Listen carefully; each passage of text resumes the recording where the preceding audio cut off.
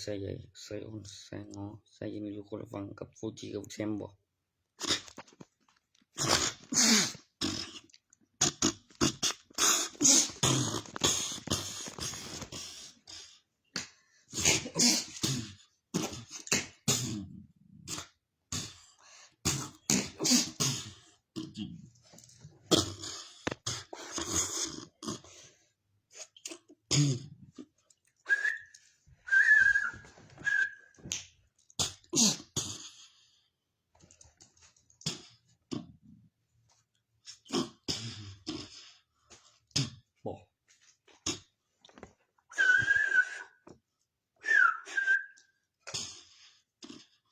มาตอีกเสียยาอ่างอีก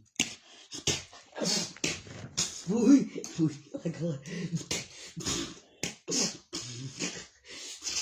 Terbiak sudah yaกู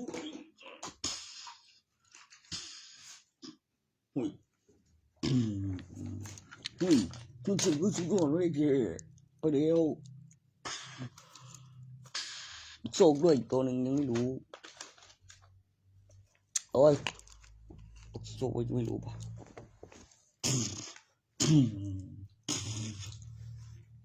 รอตัวอะไรนะรอมันตื่นก่อนมันกำลังท่องวิชาแป๊บเดียวเสียงเปลี่ยนไปแป๊บเดียวบอกว่าแล้วเรื่องคนฟังกันเนาะตาย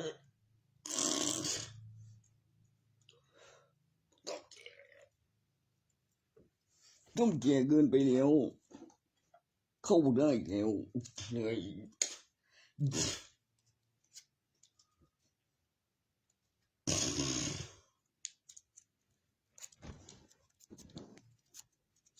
วันนี้วันอะไรวะวันศุกร์ทำงานที่รีสอร์ทนี่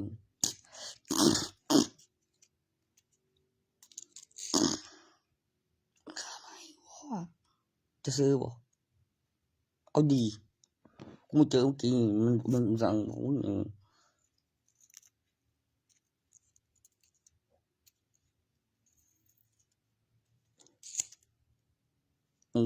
นี้นะกูรู้แล้วว่ากูจะรู้ได้ยังไงคนละคนเปลี่ยนอยู่ข้างล่างยังเสียบดูบอกยังมันแนวนี่บอกก็มีวะเข้ายังไงวะมันเข้ามานอนแทนที่กันมันเข้ามานอนแทนที่อยู่ตรงนี้นอนเสียบนี้แม่งสองคน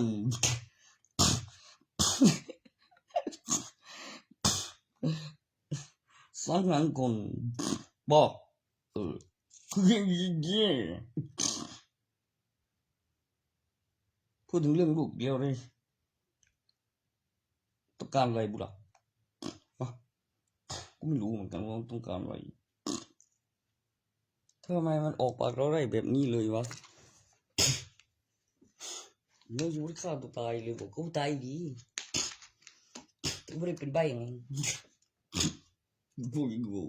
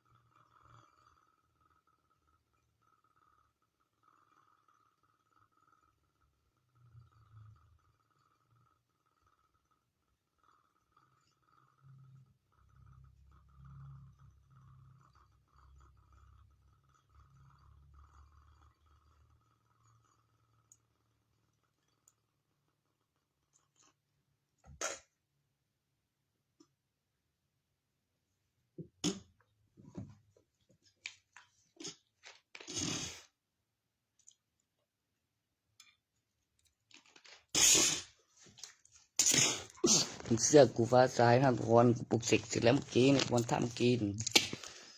นะเพื่อนแบบมึงอ่ะได้ยิน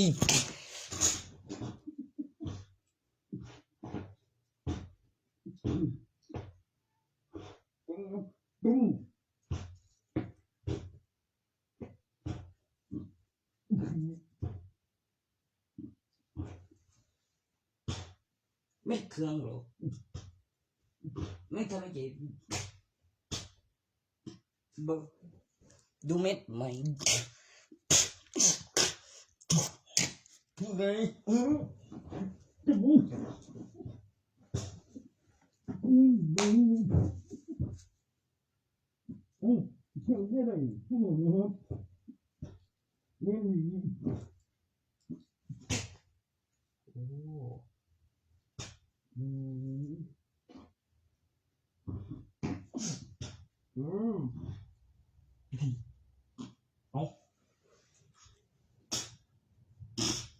ดูฝึกบุตรี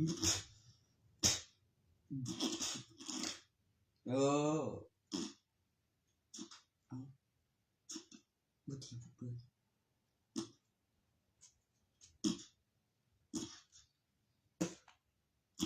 บูย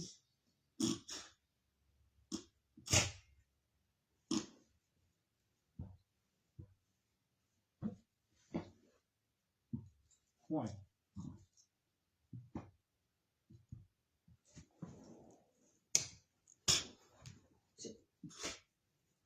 ดูเม็ดใหม่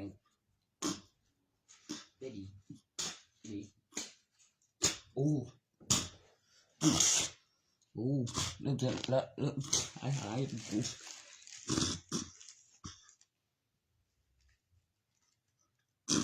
โอ้จริงด้วย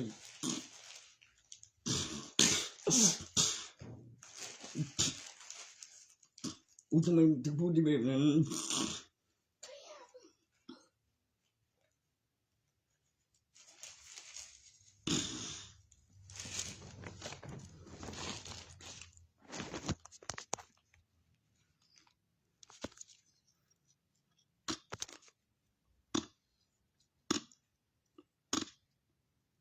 อะไรไม่ใช่คาถาอะไรมันกินหมอคาถาพูดแต่ของดี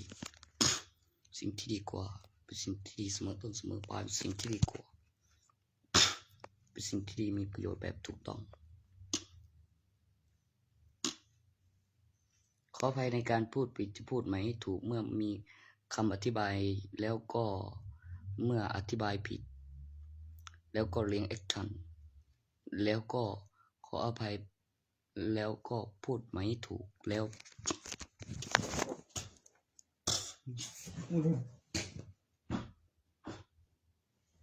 เริ่มกล้องก่อนเลี้ยงแอคชั่นพูดถูกที่เหตุเลยบอกเฮ้ย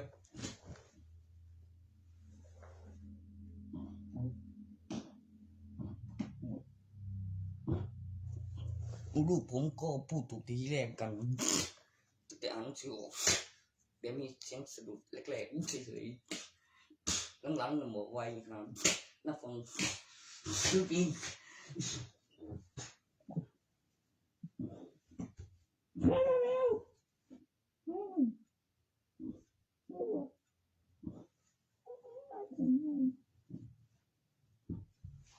มันจะดื้อยาง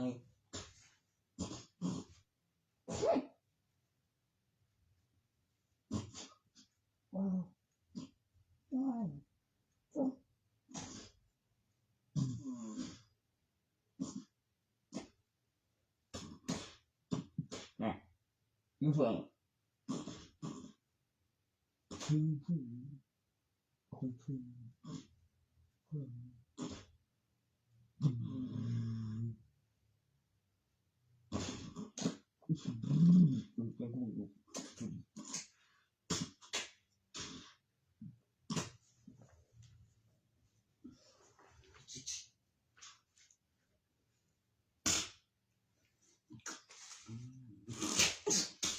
เป็นได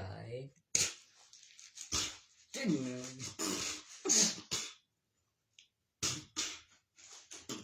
มึงไม่ตายหรอกข้าบ่ตายดีก็ไม่แจ้งตายไม่ตายจริงดิ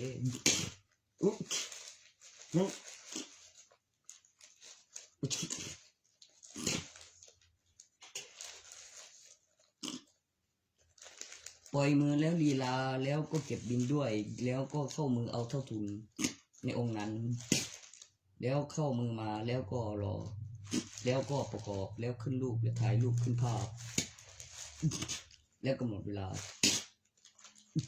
แล้วเลนซ้ายแล้วให้เข้ามือกรอบแล้วบอกไว้บอกโอ้ยทีแข็งก็ไม่พออะไรวะโอ้ไอ้องค์นั้นน่ะบอกได้มาจากมือนักธุรกิจต่อจะรับคืนเท่าทุนคำแนะนำตัวล่าสุดแล้วก็กำหนดเวลาเลนซ้ายทางซ้ายเข้ามือมาใหม่แล้วหาอะไรทำแล้วคลิกเลนแล้วหาตำแหน่งแล้วบันทึก GPS อุ้ยแล้วก็พูดถึงเรื่องเลนซ้ายบ่อยๆแล้วหมุนเข้าให้มาเข้ามือใหม่เท่าทุนตัวนั้นเป็นพระเครื่องโอ้เพื่อให้ได้มาไวขึ้นเดินวัตถุไอ้ตัวนั้นลีลาเนี่ยโอ้ยกับรอตอนนี้คือไปได้ไกลเดี๋ยวโผล่มานั่งตัวหน้าบอกไม่ใช่แค่ได้เท่าทุนนี่คือสี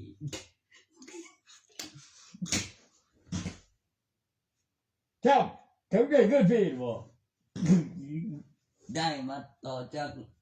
เหมือนนักธุรกิจกำหนดเวลา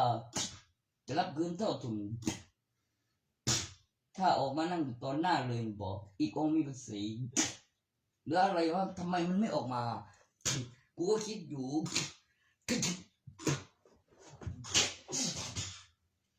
ไม่ได้ขึ้นตรงนี้มันเป็น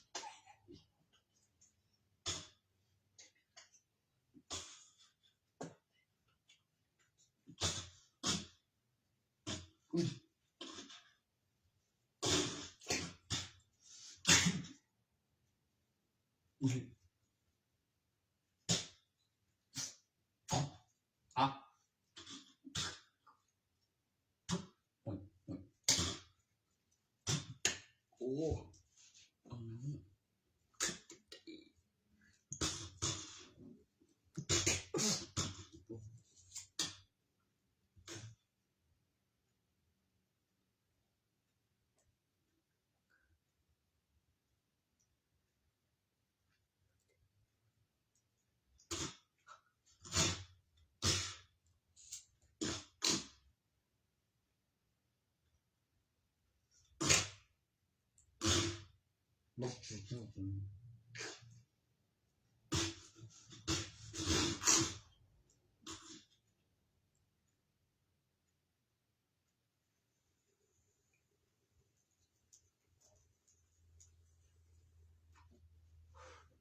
ไปได้บ่ไกลมีองค์อุมานแม่ใช่ถูกต้องปกติแล้วมันมี2ตอนขายเสร็จ1องค์ออกมาอีกองค์นึงรอเพลงบ่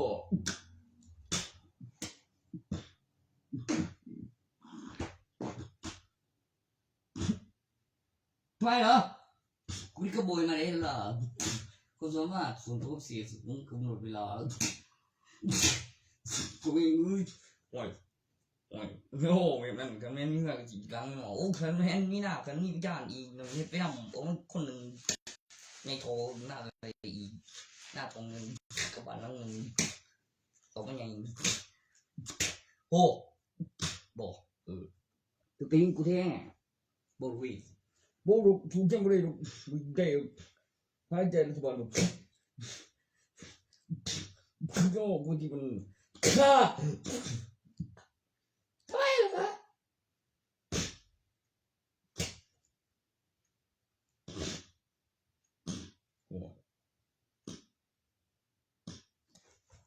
ฮะ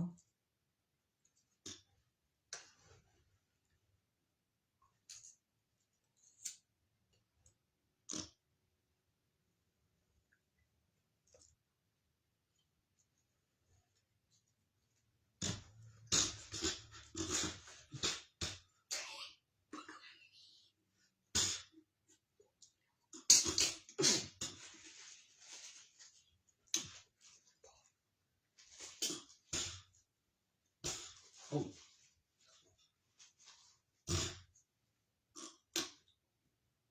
โอ้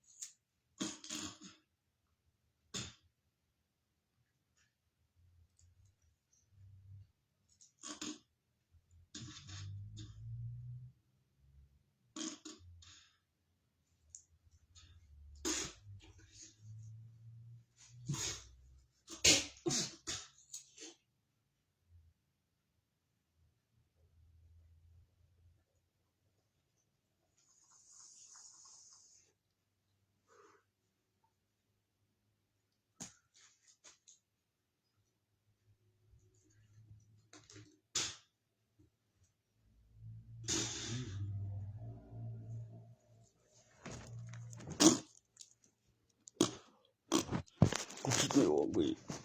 กูคิดว่าคนนี้ได้มาต่อจากมือนักธุรกิจจะรับคืนเท่าทุนเป็นหลักฐานวัตถุและมีรูปแบบแล้วกำหนดเวลาอยู่ตอนนี้เลนซ้ายเพื่อได้มาไวขึ้นมีการมีรูปแบบหาที่วางจะวางไว้อย่างโอ้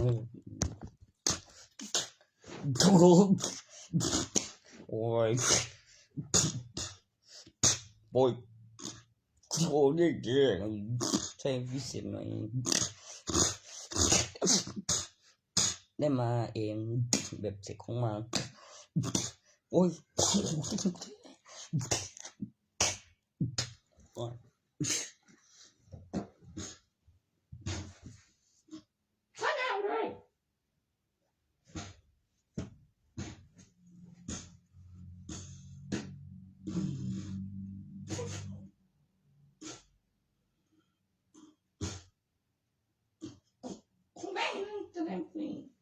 ถ้าเฉย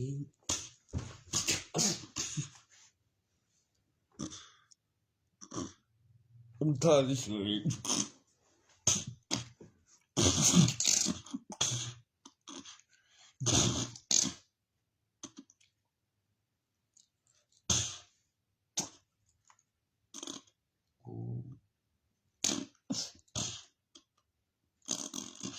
นี่แล้ว มีใครเก็บได้อยู่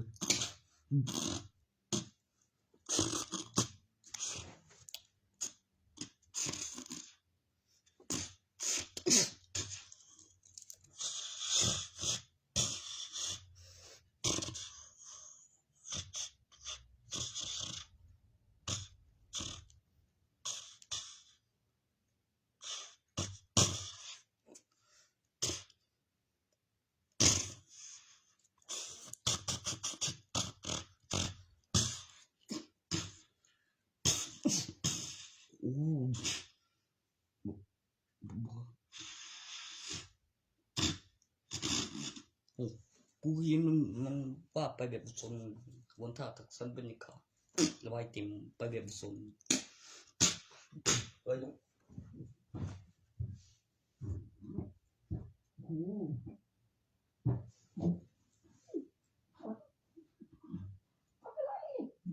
โดนแม่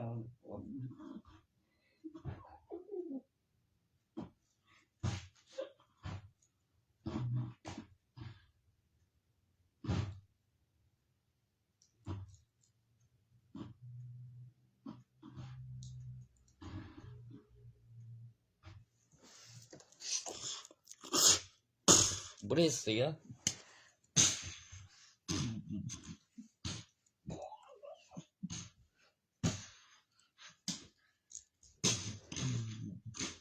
เฮ้ย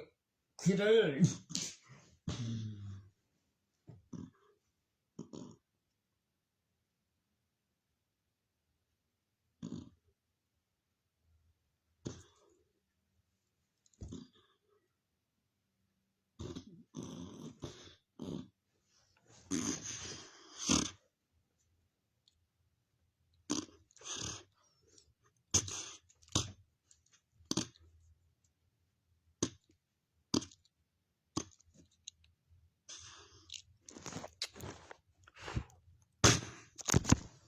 ตัวละคืนนึง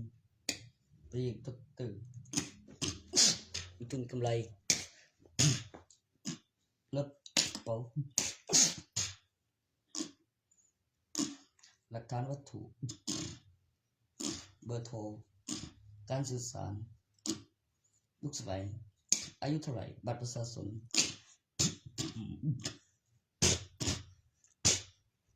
กูไปนอนก่อนนะกูนอนพูดกูตีนมันตะเหลวมันเย็ดได้ถึงขนาดนั้นมันจะกลับไงมันก็มีห้องมันเด้จำได้พ่อจำได้ว่าเท่าไหร่ขึ้นเดียวกันได้เท่านั้นเดียวก็กลับบ้านมันไปบ่ไปหาพี่บ้าแล้วพูดกูตีนกูเกินไปเอาไว้แม่อ่ะกูคุยเรื่องนี้โอ้โหเสียงโตขึ้นเดียวทุกอะไร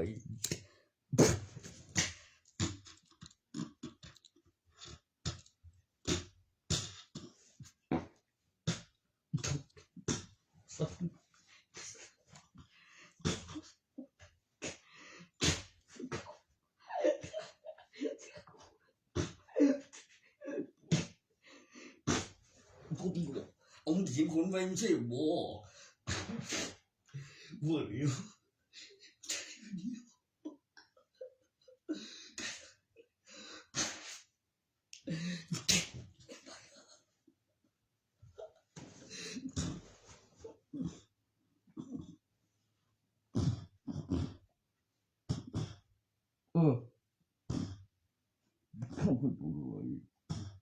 มันจะปอกตัวลงมาเลยดูบัตรประชาชนเธออายุเท่าไหร่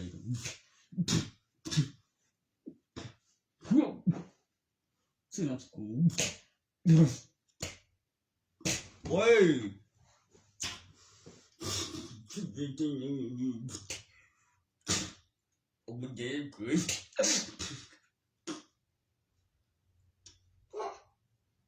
不要三年那这今天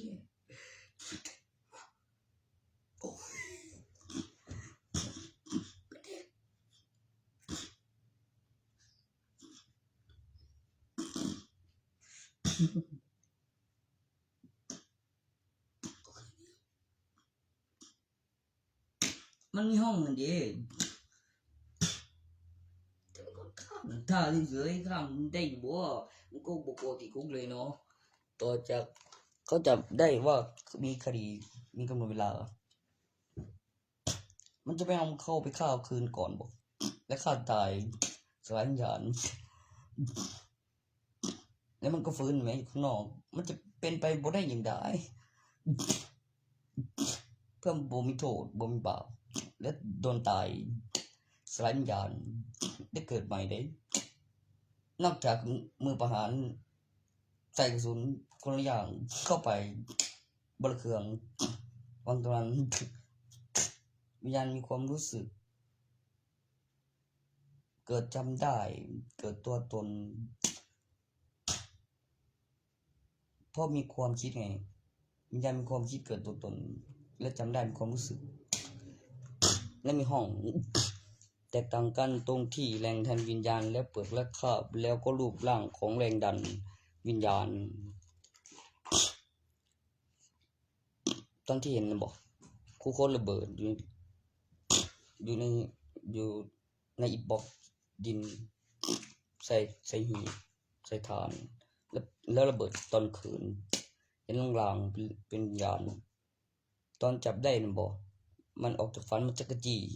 โดนกำปั้นมันสัมผัสมีเสียงเป่าต่อ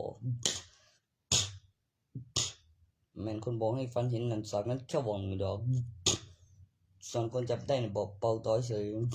ให้คนอื่นเจอหลายๆนั่นเองจึงโอ้ย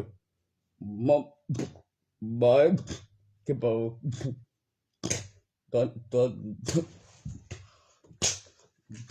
ตอนมัดนะมีเสียงใส่กล้องยิงเสียงเด็กทำเสียงดมปั้นกูฟังกี่กูสิดำนะจับได้กำเข้าปั้นด้วยเป่าตัวเก็บหลักฐานวิดีโอทุกสิ่งเราทำจริงๆทีแรกก็จะซ้ำโดนได้ยังไงตอนนั้นนะไม่เอาแล้วมันก็ไม่อยากคือว่าบางทีกูอาจบอกว่าแต่ถ้าไม่บอกมันจะยังไงเห็นก็ฉันละบัดนี้คือจะเจ็บเลย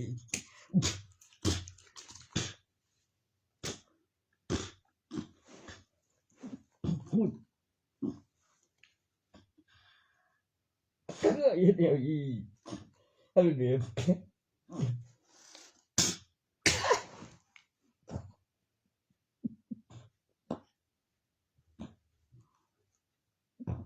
ยังก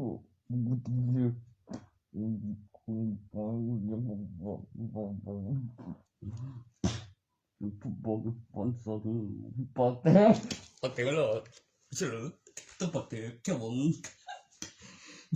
กูบอกแค่ผมแล้วจะน้อยจุดเกินไหมsao nó bọn kêu theo không đấy cho bọn gì bọn tiền cho người mày điềuนี้gọi phân biệt cái lim lon cái lon con kiaรูปปั้นมันไปไม่ยันแบบไม่ยันแบบเกี่ยวกับคนจำได้ในความฝันกับฉากหลังตื่นมีออกจากฝันจักจี้เสยเดี๋ยวเฮ้ยโดนแน่คนจักจี้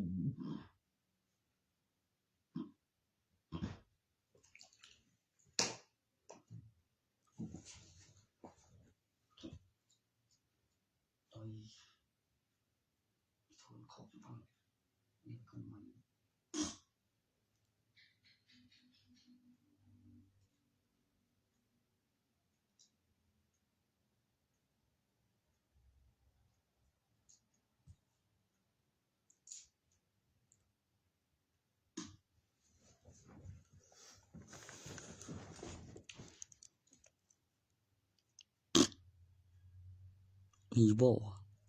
แต่ไม่ได้เป็นใบแล้วจะมีหลักฐานตัวนั้นคงจะเป็นจึงใช้การได้243กล้องจรมันก็ไม่ได้เป็นใบเวลาบางทีก็มีอารมณ์ภายในกับเสียงกูเจอตอนกินข้าวแล้ว แล้วเสียงนั่นอย่างฝ่ามือด้วยครั้งสุดท้ายถ้าก่อนหน้านั้นน่ะบอกมันไปแล้ว บ่ทันได้ว่าครั้งสุดท้าย ไม่ได้ฆ่าแม่เลยกินข้าวอยู่กลับบ้านแต่ตอนให้เห็นตอนกินข้าวเฮ้ยเออเออโดนตอนกินข้าวเลยคุยทีเท่าไหร่ฮะถ้ากูนี่บอกมีตายเจ็บโตโอ้ยกูไม่ได้อยังอีกเลยแม่ได้เจ็บบ่กินต่อหรอกบ่ไ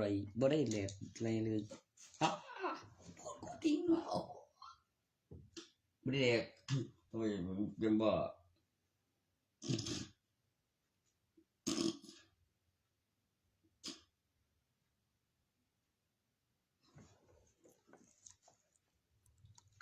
ทำไมวันเกิดปีนี้ไม่จัดโอ้วันเกิดของหนูจัดมันไปอยู่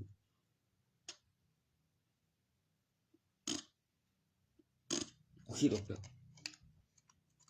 กูเกิดปีพศเท่าไหร่วะมันมีเหรียญปี39กับเหรียญปี40กับจำนวนเต็มกับปีที่มีโครงสร้างอาคารออกมาแบบมหัศจรรย์ที่โรงเรียนเป็นปีเกิดกับเคลื่อนขึ้นทีละชั้นตึกเกี่ยวกับพยานแล้วทำให้จำได้เกี่ยวกับการสังเกตในโรงเรียนแล้วก็อยู่มานานมันเกี่ยวกับระดับชั้นเรียนกับค่าบำรุงรัฐบาลแล้วก็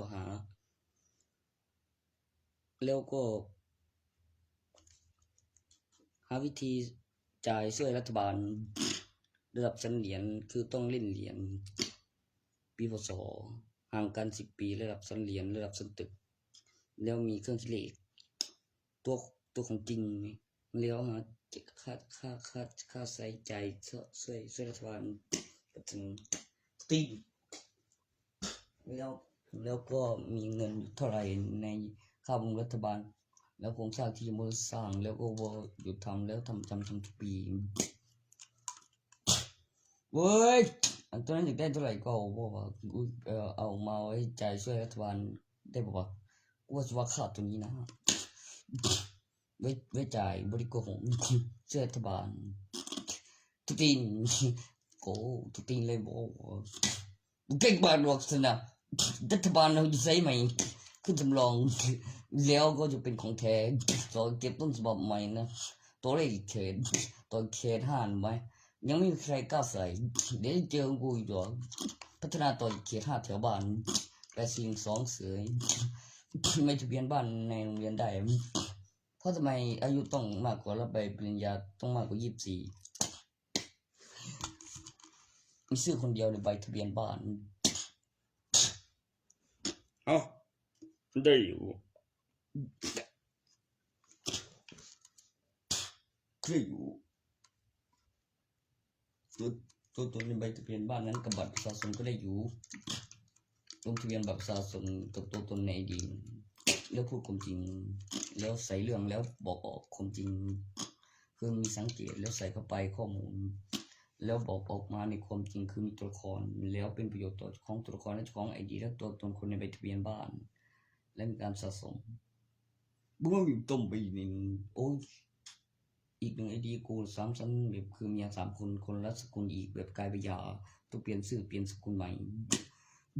บ้านในโรงเรียนมีใบทะเบียนบ้านแบบมีคู่3 คู่กับรัฐบาลมีคนในรัฐบาลและตารัฐบาล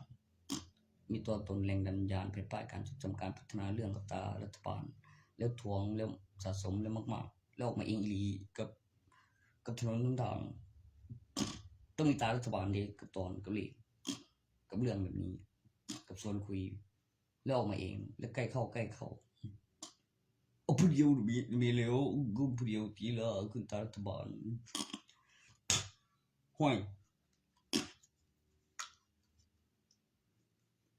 นั่นจะต้องรู้ต้องตัวอยู่นั่นนี่เนี่ยไม่พูดไหมน่ากลัวดาวแสงรูปทรงโบดวงมีแรงดึงดูดภายใต้สถานบรรยากาศเครื่องหมายของแม่เหล็กสำเร็จการ ถ้าสดแสงตอนขยับได้ก็เห็นประกายตอนภาพขาวดำก็ขยับได้ไปรูปทรงนั้น ตัวที่มันซัดขึ้นเป็นภาพสีนบอกที่ขยับได้แน่ๆมันมาแบบรูปทรงนั้นเป็นศิลปะตารัฐบาลที่มันขึ้นมาตั้งแต่4321แต่ใบแรกแล้วดูที่กล้องวงจรแล้วจำนวนแรกของการผลิตแล้วโผล่ขึ้นมาแล้วพยายามทำจำได้นะบอกใช่มีขึ้นมาแต่ใบแรกกับจำนวนคำอธิบายเพื่อเพิ่มศิลปะในธนบัตรและโผล่ขึ้นมาแต่ใบแรกโครงสร้างในธนบัตรติงใบเกือบได้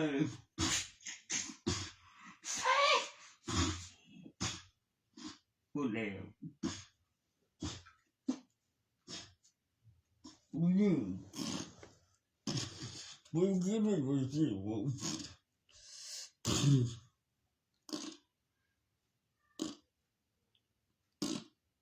แสงสีเสียงเตือนมีทุนกำไรแล้วตั้งซื้อยี่ห้อบทครั้งที่3มีกำไร1ครั้งกับมีทุนกับมีการเคลื่อนที่ของทุนแล้วคำอธิบายประกอบการลงทุนตั้งซื้อยี่ห้อที่วางที่แขวนกุญแจมีเสียงตอนออกมาซาโดแสงสีเสียงเตือนบุท่าบุแตกได้บุ้ยมีบ้านด้วยมีรถให้ขี่คือตีนมีชื่อใบทะเบียนบ้านกลับมาแล้วถึงตีนไอ้แฟนเว้ยบุท่าแต่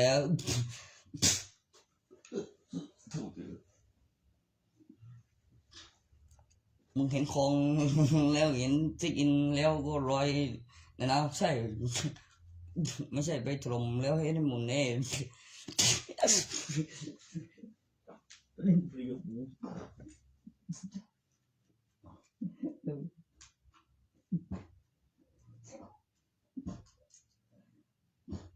เล่น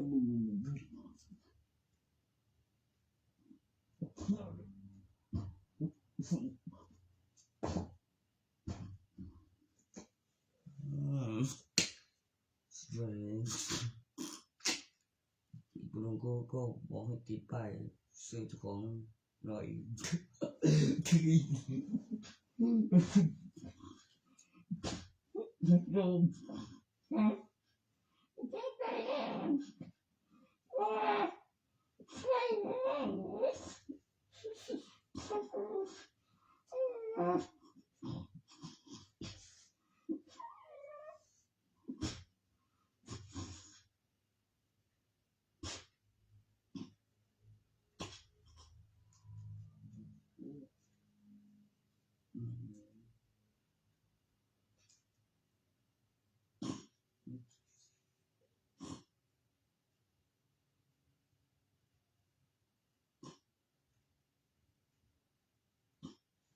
ตัวร่างกายตัวเลือดตัวแล้วก็บาดอุตสาหสูงมันเข้าไปในวรรณคดีก็ได้บอกเคยเห็นไหมล่ะเทวดาจัดรจนาพระสังเพก็จบบริบูรณ์ไงวะลูกเคยเขาตกไปก็เป็นเทวดามันโดนยึดบ้านยึดเมืองแล้วมันแพ้เทวดาตั้งแต่มาได้เคยเหมือนลูกของร้านยังไม่เอายังเป็นคนใหม่ล่าสุดดีหรือคนสุดท้ายเอากระบนเปลี่ยนใหม่ก็ต้องได้ดีกว่า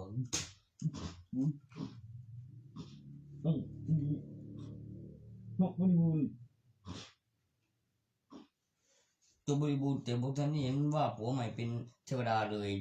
ก้วนผูกติดหน้าจอเฉยเลยเมียลงหลังมาไปเลยตัวเขาสั่งมากไปจะอ้างขัดใจตัวได้ต่อไปได้ยังมีตอนใจขาดมาทางลูกใส่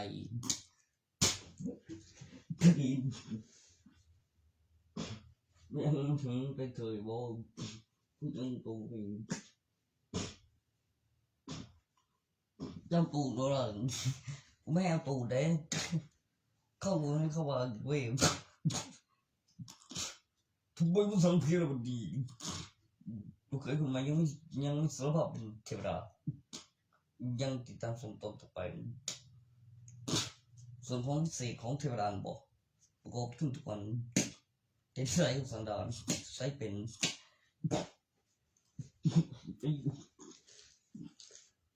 ทุกปีโง่ตกสารสาเหตุยังไงให้ได้ให้ดูก่อน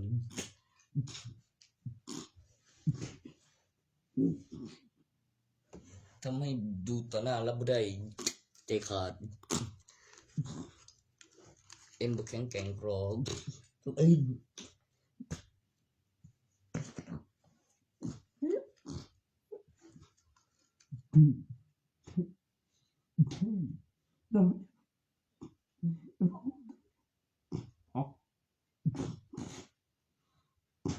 คือกล้าเฮ้ยทำไมมันก็จบบริบูรณ์เทวดาก็น้ำหมอพระสังก็ไม่ลงเหตุก็สาทำให้ดูบึงเฮ้ย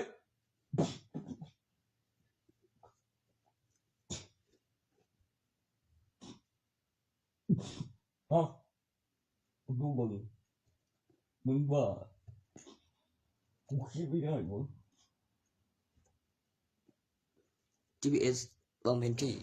แล้วก็เลือกและถ่ายรูปพิมพ์เอกสารตำแหน่งของภูเขาที่จะวางต้องมีที่เก็บเข้ากระเป๋าได้โอ้แล้วออกมาแล้วก็ออกไปสังเกตเห็นลูกเท่าแล้วเป็นเส้นแล้วเก็บแล้วหลังจากเลือกแล้วเลือกอีกตั้งราคากับบัญชีลงทะเบียนใช้เองเก็บหลักฐานทีละขั้นตอนแบบบัญชีธนาคารแล้วมีตัวคำตัวเลขเกิดความมหัศจรรย์แล้วก็กำหนดเวลารอได้แต่อย่าให้รอนาน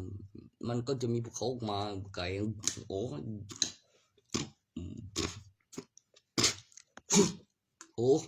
เขาเรียกจัดสรรวางภูเขาโอ้ยกูคิดไม่ได้ไม่ตัวนั้นขึ้นที่ได้เกี่ยวกับผู้ครอบครองบัญชีมีเจ้าของทีมไม่เห็นหรือเปล่าโอเคดีกว่าดีกว่าเนี่ยพวกเขามาเร็วต้องเกินแล้วสิกูต้องมีอะไรหรอช่วยดิมั้ง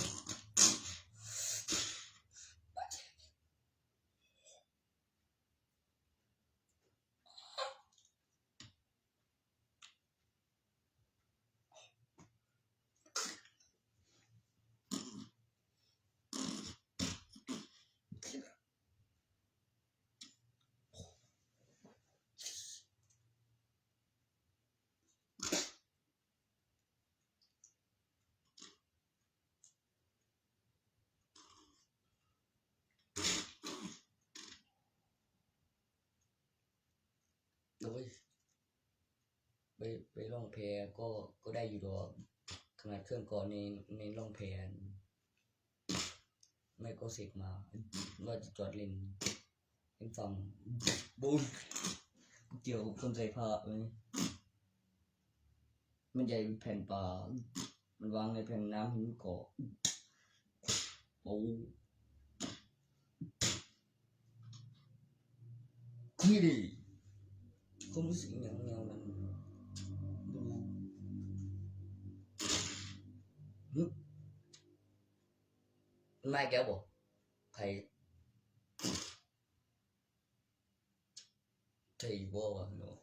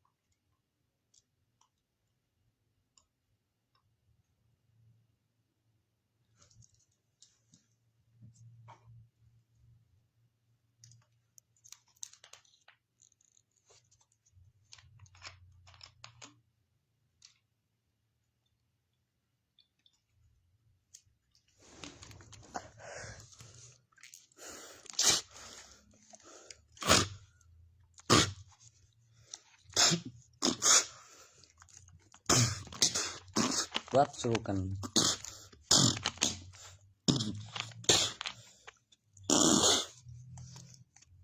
โอ้ยดูเจ้าในกล้องจวนด้วยบอก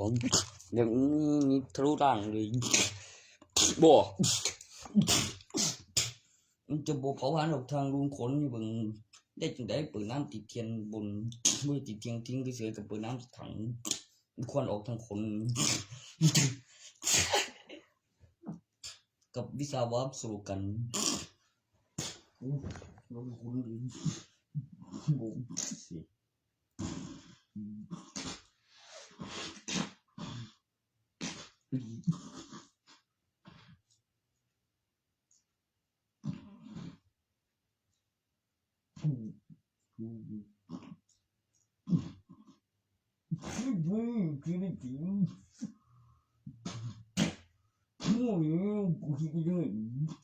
ทำไม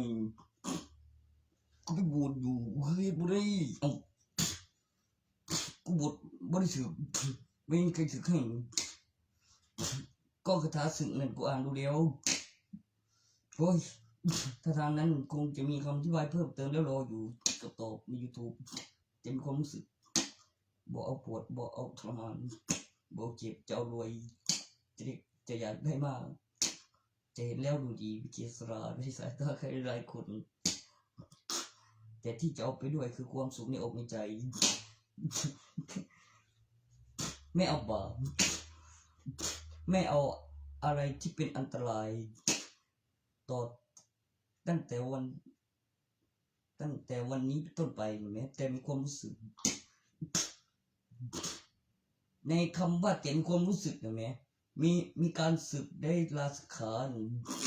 มันไม่มีใครสึกให้กูยังหาคาถาอยู่แต่มีความรู้สึก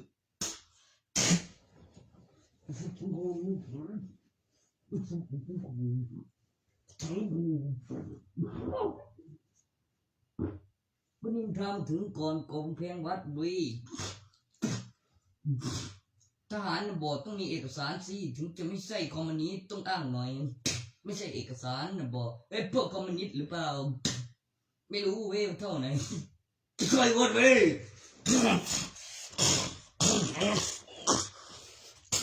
ไม่นะไม่ทุเรียนบ้านมึงอยู่พ่อแม่ด้วยสนเพกูแข็ง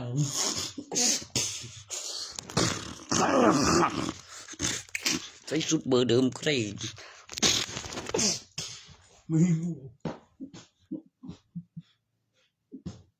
เจอฝันมาให้อ่านไม่ล่ะติดเรื่องสอบฆ่าด้วย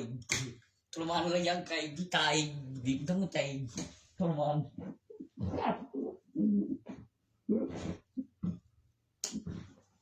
จองตายด้วยได้ไม่ใช่ตายจริงดับหนึ่ง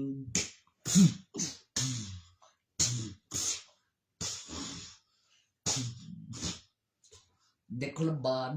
ให้จำได้ถ้าพูดถึงเรื่องตำแหน่งและการขยายตัวตั้งแต่โตพูดรู้เรื่องมามีการตำรวจกว้างขึ้นเรื่อยๆเป็นอาณาเขตเมื่อมีเสร็จพูดรู้เรื่องมีคนจำได้ก็ได้เครื่องเหรียญไปใช้ต่อไม่แพ้ใครมีอีกดวงดูเบื้องหลังดวงจันทร์บู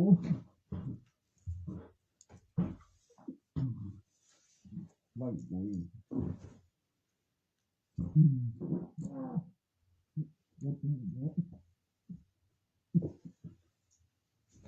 ไม่เก่ง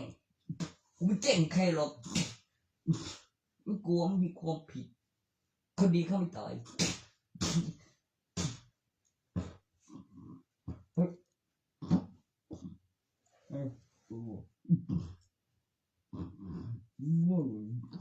อันมันเนื้อผมสวยมึง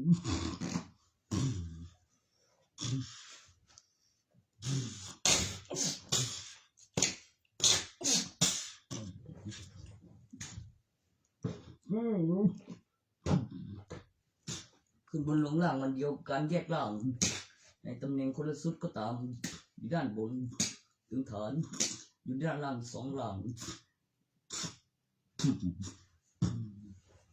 มีการพัฒนาวิธีการถ่ายทอดสดแรงกล้องตอนที่ตรงกันเป็นกระถายแยกร่างโอ้มีห้องนับเป็นจำนวนบุคคลต่างกันตรงที่พยานคนละห้องต้องมากกว่า2 ห้องแล้วอยู่คนละห้องไม่สนกันอยู่คนละที่ถึงจะแยกร่าง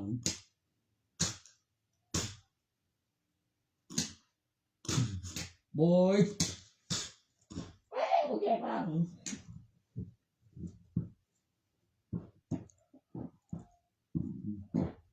ขึ้นละ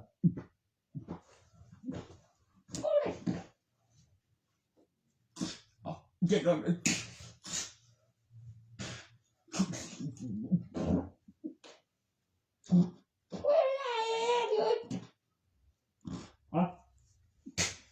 อย่างนี้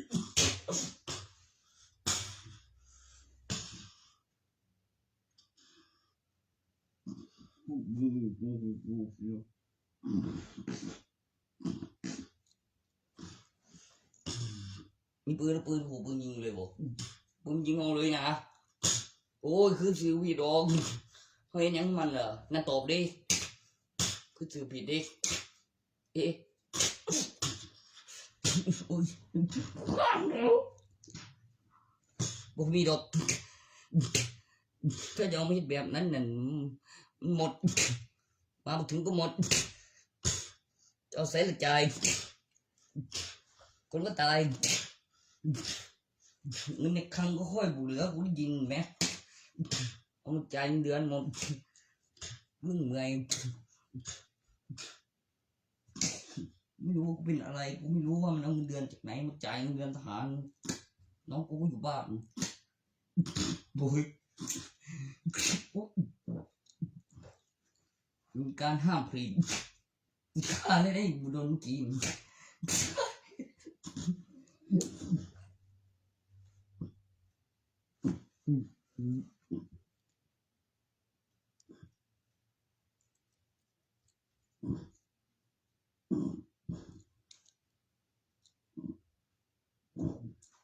มันออกบ้านมันก็มีบัตรประชาชนอยู่สิมันได้แบบใบทะเบียนบ้านถึงจะมีบัตรประชาชนไปมันไม่ใช่มี2 คนดอกประวัติลายนิ้วมือตรงกันอยู่ไกลกันมันก็คนเดียวกันแล้วมันก็ออกมาใหม่ในห้องเพราะมีเบอร์โทรมันหามาจำได้ไปใกล้กันที่ว่างเลยมีห้องเจ้าของมีคนเฮ็ดไว้โอ้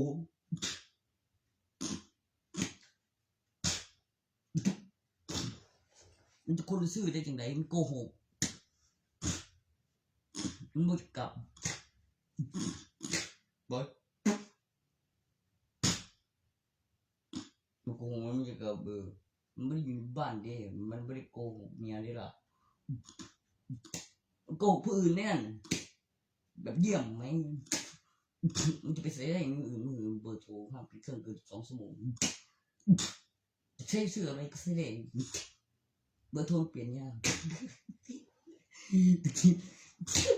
เล็กเรื่องดีกู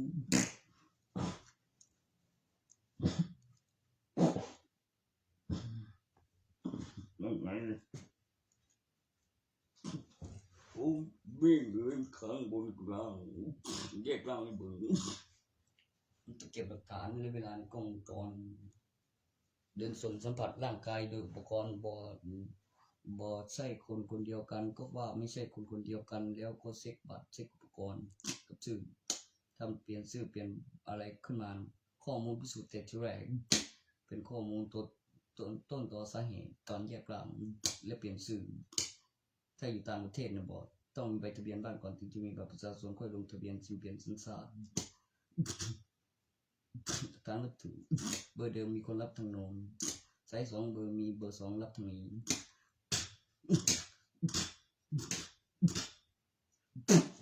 หุ้ย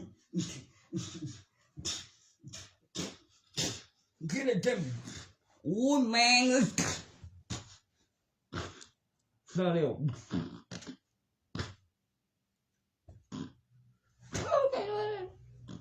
จริงอุ้ย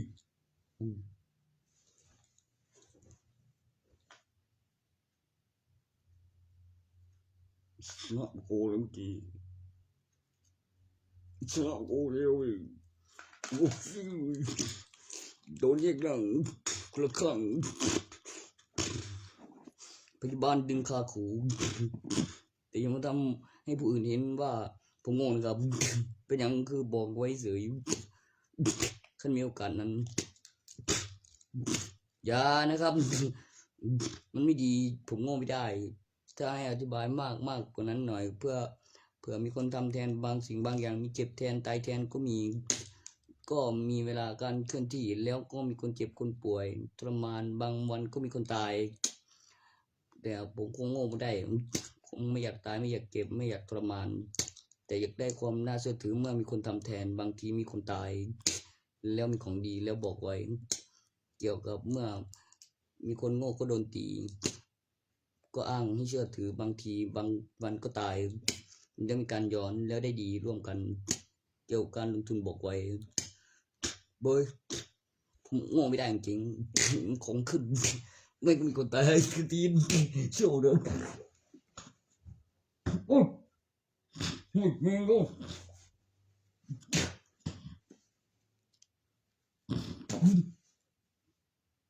ไม่ใช่ได้ดีร่วมกันไม่ใช่ปันกันนี่หนอมันได้ดีร่วมกันเพราะวัตถุมงคลปลูกเสกหลักฐานวัตถุและคำอธิบายผู้ที่บอกไว้ถึงจะได้ไม่บอกไว้ก็ไม่ได้อะไรเป็นการลงทุนบอกไว้แล้วข้อมูลปลูกเสกเกี่ยวกับหลักฐานวัตถุขึ้นรูปถ่ายภาพความรู้สึกแล้วไม่ได้ไปตายแทนแล้วไม่ได้ไปตายนำหรือไม่ไปตายแทนใครเนื่องจากเราไม่มีความผิดอะไรไม่ตายแทนใครกูไม่เจ็บแทนบอกส่วนที่บอกไว้เมื่อกี้บอกต้องมีติดเทียนยังไม่ติดทิ้งเฉยเลยถ้าใครไม่บอกไว้เองบอกเอาเป็นมึงติดเทียนบอกไว้เอง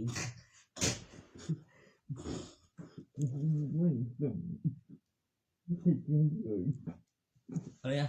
ทุกเล่มเลยบอกโอ้เล่มซื้อมาคงได้ไม่ก็เล่มถอยไม่ก็งานเหตุเช่นเล่มใหญ่หน่อยทุกเล่มคงไม่ได้ใกล้แล้วแค่ต้องกินใกล้แล้ว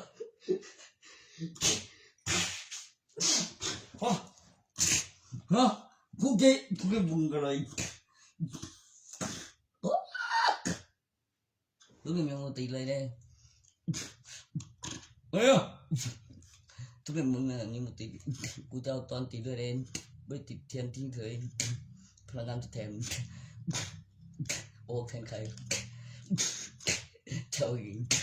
เธอไม่เก็ตหรอจะมีการเคลือบธนบัตรหนาขึ้นหน่อยไม่ก็มีการสัมผัสจากหลักฐานวัตถุขึ้นจากความร้อนแล้วเครื่องหมายแล้วใส่ขังสุดสลายใหม่อันขึ้นสินยังร้อนขึ้นพิมพ์ศิลปะที่สุดสลายพระเครื่องไม่โอ้สเบียนออกมาอีกอันเครื่องหมายสีมีอันบอก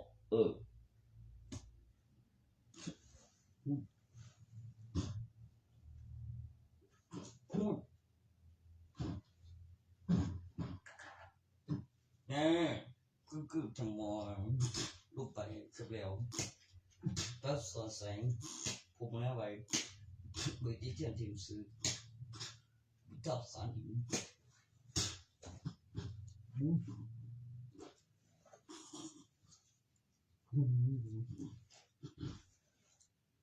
เบยตัวที่คนบางคนก็ร้องส่วนไอ้บางตัวมันบักซีมีเทียนไม่ติดทิ้งเฉยก็มีพลังมีแผนป้ายการจดจำการพัฒนาเวลาตอนติดแล้วเลยเทียนวางไว้มันละลายนั่นก็อย่างเล็กแต่ถ้าได้บอกไว้แล้วขึ้นรูปนะมีหลายเล่มมีหนังสือนับทุกวิมีกำไร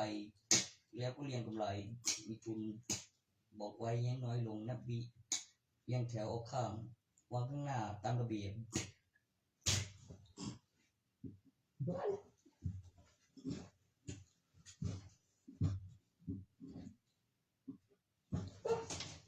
ใจกลัว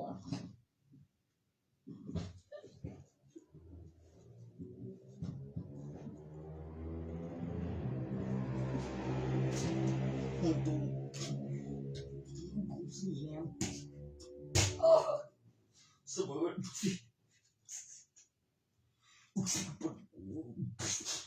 เสมอ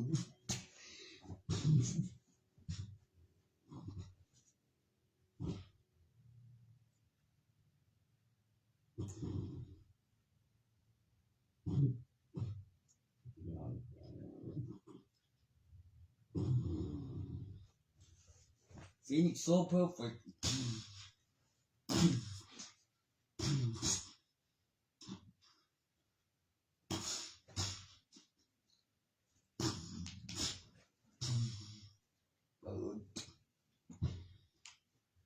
Những sự rồi sao? Vâng.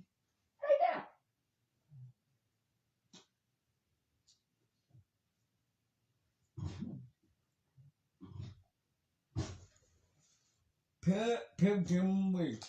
Phúc chấm mày phép nhưng mới phép khai đọc Phúc đi bướm Tôi đi chìm mẹ Cho nên tôiอยู่ตอนนี้เรื่องกับตาที่บ้านก่อนมันมีอะไรนิ่งเข้ามาตัวลูกบอลนะใช่ตามขั้นตอนก่อนจะได้ครอบครองทั้งสารมันต้องมีการฆ่าเอาไม่ก็บุก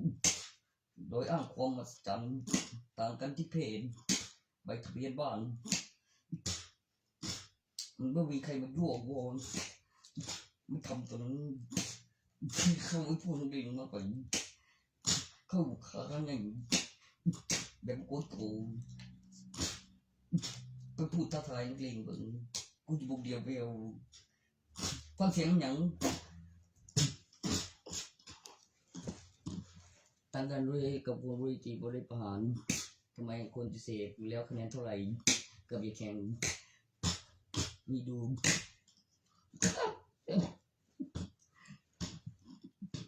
โม้ยขึ้นมาหน่อยบอกก็เป็นจีส่วนคิงได้ตาย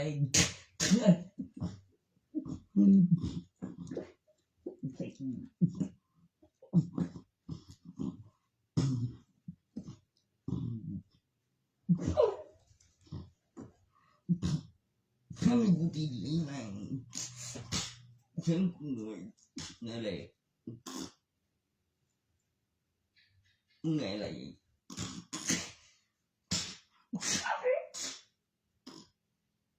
นี่ก็ใส่ต่างกันตรงนั้นดีโอ้ยโถ่กูตีกูนั่นเลยแต่กูไปดันต้นโดนนะแม่กูจะเลย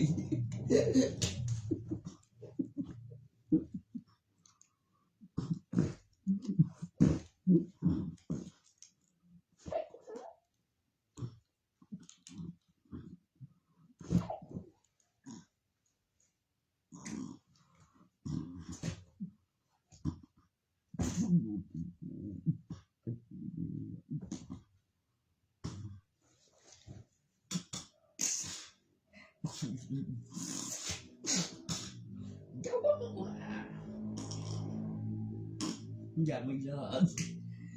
เฉลย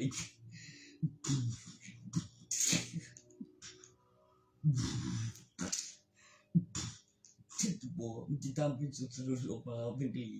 ฉันโทรเสียงดังในเรียกร้องของใจได้มากลายเป็นหลังทิ้งไปบ้านหลังเดิม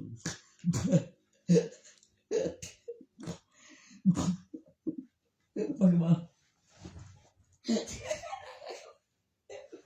ข้างคาเลยบ่นั่งไม่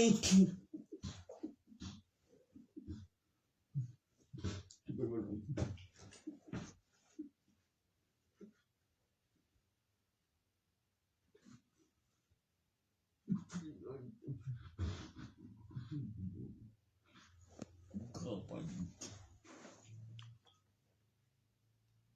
ดูแลมันออกข้างมากไปหรือเปล่า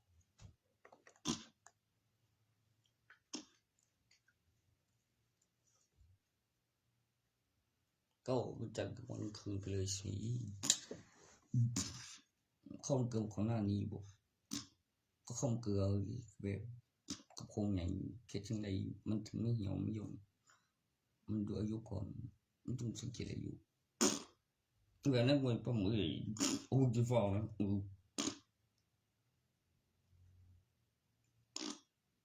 เนี่ยฟูจิไม่น้อยโอ้ยมันหนุ่มกินดีไม่กินเนี่ยดีนอนกลางวันหลายหน้าก็ใหญ่ตอนนั้นอะไรก็ใหญ่ๆไปทุกเมนูมันต้องมีกินกลางวันกับกลางคืนมีคนดับร้อยเที่ยวบริเวณคือเป็นหน้าใหญ่เดี๋ยวแก้มไรสันถึงอะไรกันยิ่งใหญ่มันจะบุตรกันตรงไหนหรอchỉทำไม่เสพตัวกับอะไรหนูบอกกับลูกติดบ่มทองใหญ่ก็ไปเจอเอกสารสำคัญอีกไม่งั้นก็บดเดี๋ยวมุดข้างมันน้อยสุดทางซ้ายไปต่ออีกบดทางสุดการข้ามสะพานไปอีกไปป่าตีนข้างบ้านบนโมเมนต์หนอโอ้คุยกับเตียวเมื่อกี้นี่เอง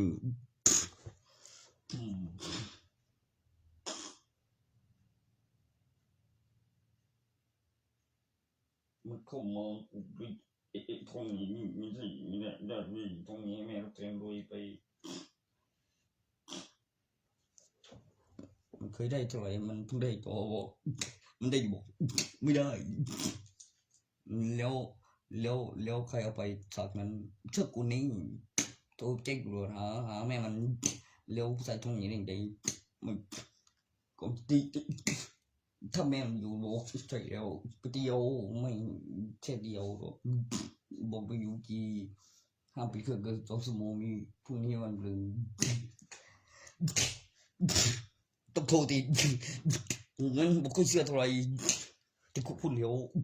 แล้วบางทีคุกบอกเลี้ยวไม่ได้ใช้โทรศัพท์ร้องถ้าได้ใช้โทรศัพท์ถ้าเราได้แม่มันก็ห่อเข้าไปเองแล้วมันก็เฮ็ดใส่ใบโอมเป็นยังมันห่อมามันว่าอยู่ทำไมก็ได้อยู่กินกินเว้ยเสือเรื่องเองนี่โอ้กูไม่เอาพวกไปลงเกมทำไมมันไม่ได้หรอกทำไมเฮ้ย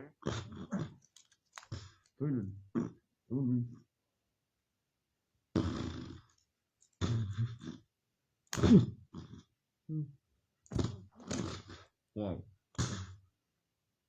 ไม่อีนี่ไปเฮ้ยไม่คุ้มเลยเขามันนิดบอกทั้งนี้สอนอะไรเลยให้บอกกูลงว้ายไม่ใช่ผมดอกปักเลยอย่างนี้โอ้ยว่าดูฟื้นมาทีมันก็ไปหาของเองปกติชาวบ้านรู้จักกูบอกไม่ใช่ชาวบ้านนะโอ้เท่าพอท่านกูจะเอาอยู่แค่หลังมาบอกตายลุงกวางมามันจะถามว่าคือมันเป็นไผ่ว่ามันคือจะกินดินแดนเข้าไปแล้วได้ไก่กวางเทแค่คนกินยังแหงไว้สูงเลยไว้สูงที่สุดน้ำลายถมถุยมีการย้อนทั้งเวลาทำไมนะบอกบางทีไหลในปากไหลประจำไหลตลอด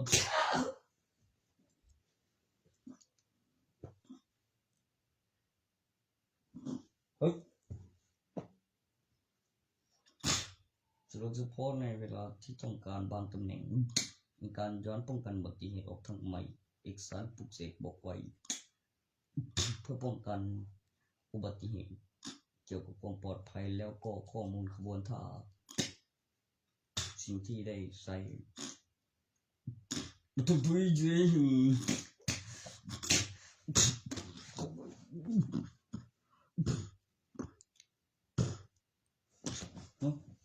พูดดีอยู่ว่าจะบ้าหลายทีอะไรมันว่าใกล้อย่างนี้ดูดูเป็นขาใหม่เขาจะบู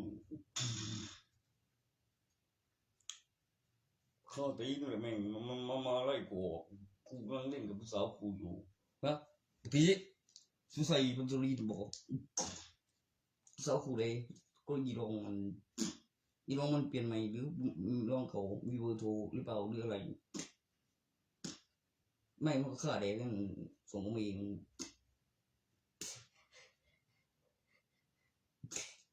แบบมีกล้องตัวนั้นทำไปด้วยแล้วอิ่มแบบเนี้ย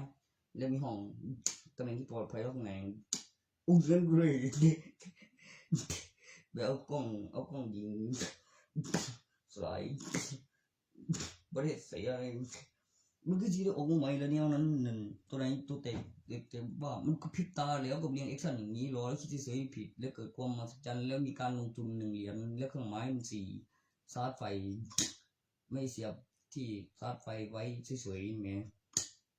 มึงจะทำให้แตกนะแม้กับตำแหน่งกระถางแล้วเกิดสิ่งมีชีวิตนะแม้มันก็อยู่ในตำแหน่งเดียวกันกับของมนุษย์เมื่อมีกระถางมีดูเป็นสิ่งมีชีวิตใช่ไหมล่ะวันฟื้นอยู่นอกห้องเดินต่อเสยเหมือนมองยาแล้วก็พึ่งไหมไม่เป็นวัดท่านฟื้นในห้องต่อละไม่แปลกใจเท่าไหร่คือมันยังค้างๆบอทันได้มาจันตาแล้วมาแบบตอนนั้นนะคิดจะเสียใกล้จะหอนแท้มีการย้อนฝืนหมดเวลาทำไปด้วยคุยอะไรวะ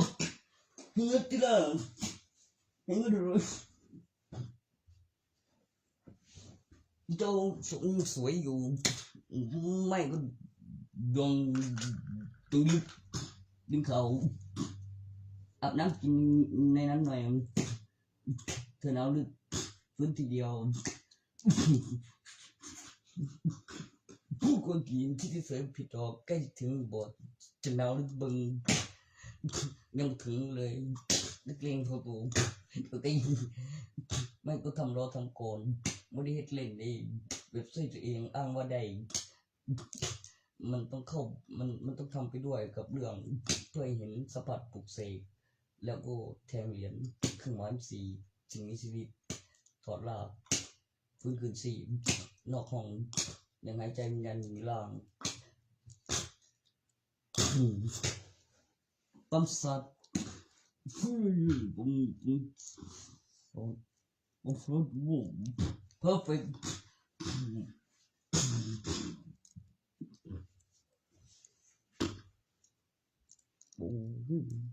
เอาปืน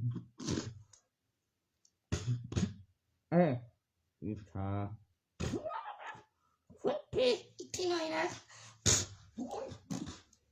เที่ยวไม่เลย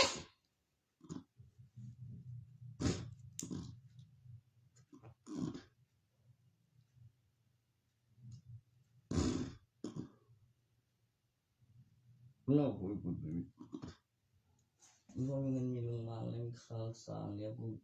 มีครูแล้วก็มีนักเรียนค่าประกันชีวิตอีกส่วนบอกมันจะขึ้นตัวอักษรอย่างวะกำหนดต่อแล้วก็มีเครื่องเพื่อเช็ควันต่อกรมธรรม์แล้วก็ดูที่ระดับนักศึกษาประชาชนทั่วไปแล้วราคาแล้วกิจกรรมรายปีกับอยู่บ้านกับโรงเรียนต่างกันกับมันเสาร์อาทิตย์มันต้องเคลียร์แบบเปิดปีแล้วนับแบบปีผู้ใดประกันชีวิตบอกแล้วเฮ็ดได้ดีมีความสัมผัสถึงพลังถ้ามันท่าหรือไม่มันท่ามันวิจัยมันได้ทำอะไรยังไม่เซ็นเอกสารยังไม่ทันได้เห็นเงินยังไม่ทันได้เจอบุ้ยเนาะใช่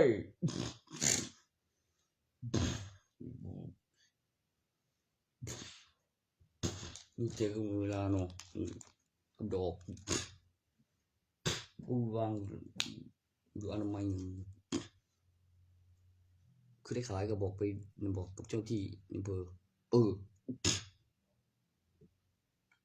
ก็มีค่าฝากขายก็มีทุนเจ้าทุนครบอย่างบริษัทกับทุเล่นกับซิกตีทุนครบแล้วก็เปลวดอกเฉยๆทนก็เบียงสังคมโอนขับจ้างไปตีไ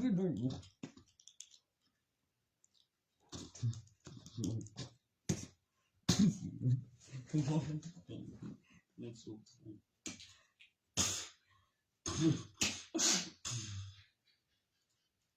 ว่าทำไม่ได้ต้องเก็บวิดีโออธิบายได้กับบนตาโอ้ยกับเรื่องตัวเลขประโยชน์ได้มาแล้วได้มาจริงวันนั้นผมว่าไม่ใช่จะช่วยตัวเองมันย้อนสมัยแต่มันลืมไม่มีอารมณ์มานานไม่ช่วยตัวเองด้วยส่วนแบบใกล้ครั้งเลยครั้งเลยสต็อปได้ร้อยก็มีเว้นคนก็ไม่ใช่เลยคนตึงผมเดินเข้าไปดูรอบแรกแล้วเสร็จเมื่อกี้ส่งกันเมื่อกี้จุดไวเจกับยังเห็นหอยน้อยๆวิ่งออกทางไหนบอกว่าแนวนี้พิสูจน์โอ้หลักฐานเอาอยู่ในกล้องปิ้งบอก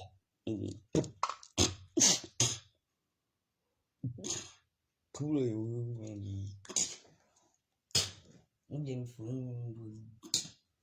เกมห้องโทรไปแบบว่าก็มีบัตรเรียนมีพยานถ้าจำได้เขายังสุดอยู่คนจะฟื้นของแรงกูจะเอาคืนญี่ปุ่นกูเสียอย่างดูคำพูดยังได้ขาดนานคือเอาเงินใส่ซองกูบอกไปคือจะโกหกเจ้าซองถือไอ้พวกงานจบเรียนทีแรกก็ได้หลอกมาแล้วเชื่อถือแจมสายหางยังไม่ได้ทำอะไรเลยกูก็ฟื้นกูจะว่าได้เลยบาทให้หรือว่าไอ้ถ้าเกมไม่อะไรก็บาทให้บ่ได้ติดบาทได้เจ็บ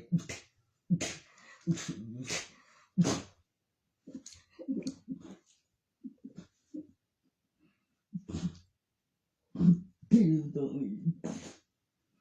ว่าแล้ว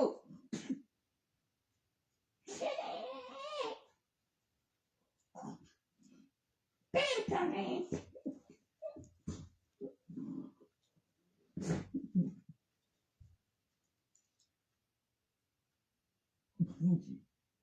ก็โอเคคือการเงี้ยไม่มีกระตูนบ่อีฟีมึงไปเห็นบ่ไปเอาหรอกไม่เชื่อหรอกมันเจอของกูที่บอกเจ้าเองเบิ่งใกล้โจไม่ไผมึงจะนิสัยได้บอกกูไม่ได้หรอกมึงบ่มีอารมณ์มึงกับเพื่อนไม่ได้เชื่อกูนี่กูดีสุดกูไม่ดีอะไรแล้วอย่างเงียบไปกว่านั้นเชื่อไปกว่านั้น อะไร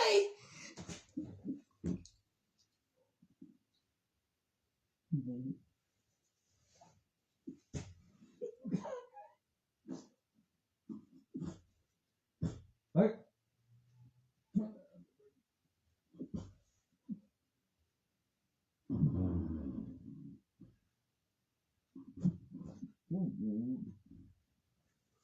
ทะเบียนที่พกปืนก็ต้องพกปืนพกหน่อยถ้าไม่พกปืนพกนี่บอกมันก็กลายร่างในกล้องจรนั่นแหละไปเตือนทีแรกให้เห็นตกใจก็บอกไว้ให้มองทันไม่ใช่คนบางทีตกใจมันยังเปิดโหมดสัญชาตญาณระยะของสัตว์ที่มีความสามารถแล้วสัญชาตญาณต่างกันแล้วควบคุมโดยจินตนาการก็บอกไว้ มันเลื่อนอย่างนี้ก็ปีกคำออกมาตัวใหญ่หัวสลังขาแม่งมันเลื่อนปีกดันพื้นตัวใหญ่มันก้องจรพอดีแล้วก็กลับไปคิดดูกับวิชาคุณเหมือนฟันแต่ยังไม่ไปแต่จำได้ฟื้นเตียงถ้าหลับตอนบอกว่าอยู่พื้นที่นั้นนี่ โอ้ยบางทีก็มี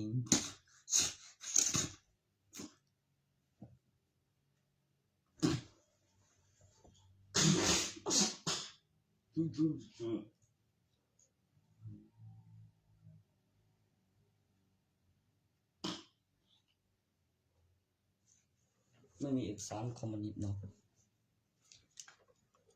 คอมมิวนิสต์ถือกำเนิดกองกำลังทหาร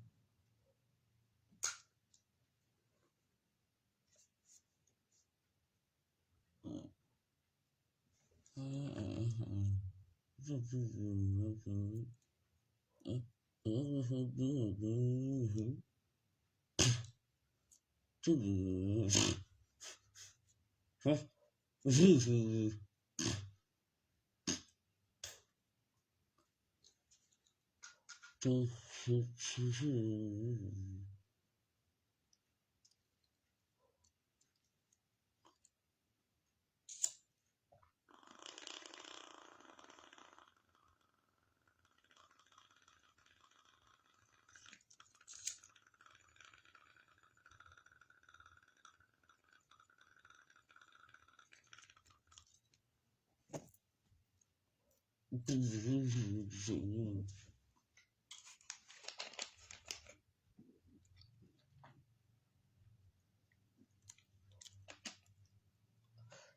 อสอนกดคุมฝูงกดคุมลูกหลานบอกมันจ้างข้างตายมีดูก่อนเก็บแอคชั่นพิมพ์ไว้บอกไว้ป้องกันข่าวร้ายคุมลูกคุมหลานคุมบ้านคุมเมืองปรับข่าวป้องกันข่าวร้ายที่เกิดขึ้นและยังมีอีกในอนาคตไม่ก็เลี้ยงแอคชั่นเกิดความมหัศจรรย์หยุดพายุสลาตันขึ้นปีคศแล้วก็จำนวนตัวเลขที่ทำให้จำได้ต่อ3แอคชั่นอย่างง่ายหลังจากทำสกอร์หลังต้องไปเก็บวิดีโอแล้วดูคูณสนาม